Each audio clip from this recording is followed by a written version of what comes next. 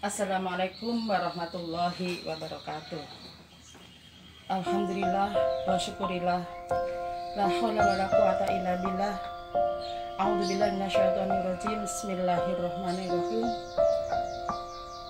Ya ayyuhalladzina amanu kutiba alaikumusiyam kama kutiba alal ladzina min qablikum la'allakum tattaqun. Al-ayah.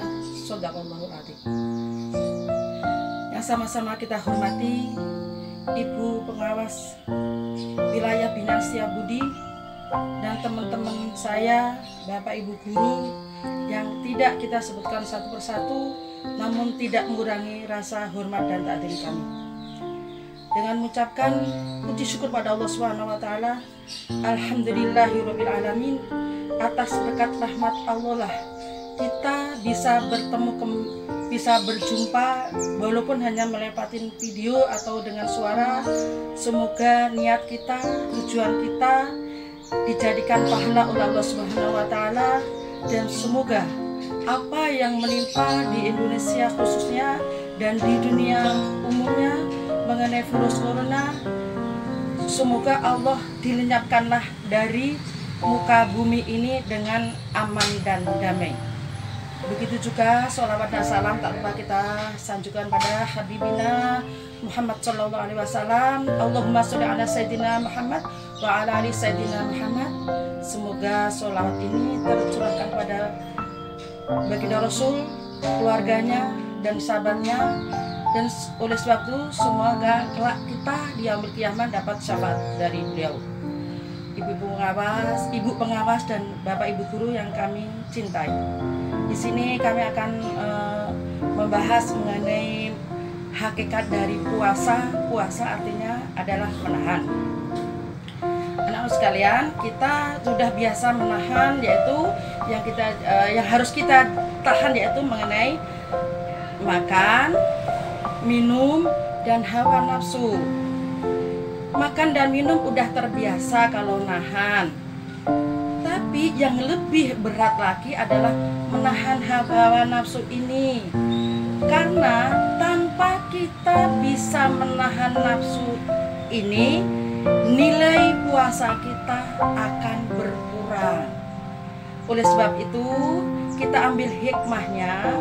Dengan adanya virus corona, kita lockdown, kita belajar di rumah, kita tidak boleh bergaul dengan yang lain. Itu ambil hikmahnya yang sedikit aja, yaitu supaya kita tidak bermain di mana-mana.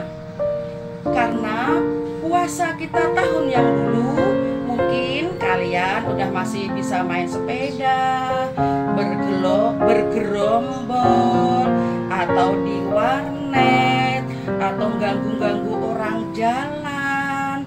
Itu dulu, sekarang tidak. Hikmahnya yaitu kalian bisa membantu kedua orang tuanya, bisa belajar di rumah, bisa menambah amalan-amalan di bulan Ramadan yang ditugaskan oleh bapak dan ibu gurunya. Coba tahun yang lalu diingat-ingat ya nak ya, kalian taraweh di masjid atau di musola. Apakah udah benar tarawehnya itu? Pasti belum. Karena apa? Di tempat umum mungkin ada yang dorong-dorongan, senggol-senggolan, tendang-tendangan, sholatnya sambil bercanda. Itu pasti, saya tahu semuanya itu. Tapi dengan adanya kita disuruh sholat di rumah, taraweh di rumah, berjamaah dengan ayah dan ibu, kita tidak mungkin bercanda. Karena di depan kita ada ayah sebagai imam, di samping kita ada ibu, kita pasti khusyuk. Nah, itu hikmahnya. Insya Allah dengan kita puasa bisa menahan lapar dan haus, hawa nafsu, amal ibadah-ibadah lain bisa dikerjakan. Insya Allah nilai puasa kita akan bagus, dan semoga semua itu mendapat nilai 100 hanya di ponten itu, karena kita bisa mengerjakan semuanya itu dengan baik dan benar. Itu hikmahnya. Hikmah yang kedua, ibu kasih contoh, misalkan ya, kenal lebah nggak? Kalau di kampung saya namanya tawon, dengan lalat di kampung saya namanya laler. Dua jenis itu memang hampir sama tapi berbeda cara makannya. Kalau lebah, walaupun yang lebah yang dicariin hanya bunga-bunga yang harum, yang segar, yang wangi, tetapi lalat yang dicariin walaupun ada bunga, walaupun ada yang ini, tetap dia mencarinya yang di tempat sampah, yang bau, yang kotor. Kita ambil hikmahnya. Maksudnya apa sih Bu Guru kok begitu? Nah, kita bergaul itu harus pilih-pilih teman. Jangan asal saja. Kalau temannya yang baik seperti bunga, nanti hasilnya juga baik. Madu menghasilkan apa? Sorry, maaf. Tawon, lebah menghasilkan apa? Madu. Madu baik untuk kesehatan, untuk obat, dan enak rasanya. Tapi kalau lalat yang menghasilkan adalah penyakit.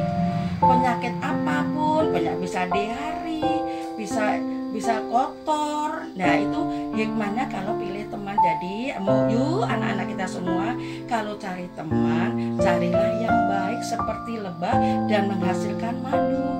Jangan cari teman koyok lalat yang menghasilkan penyakitnya. Bisa dimengerti semua anak-anak. Kiranya kita cukupkan sekian dulu uraian ibu dari yang singkat ini, semoga bermanfaat. Tiada gading yang tak retak, tiada laut yang tidak berombak, pada Allah lah kami berpijak. Wabillahi taufik hidayah. Wassalamualaikum warahmatullahi wabarakatuh.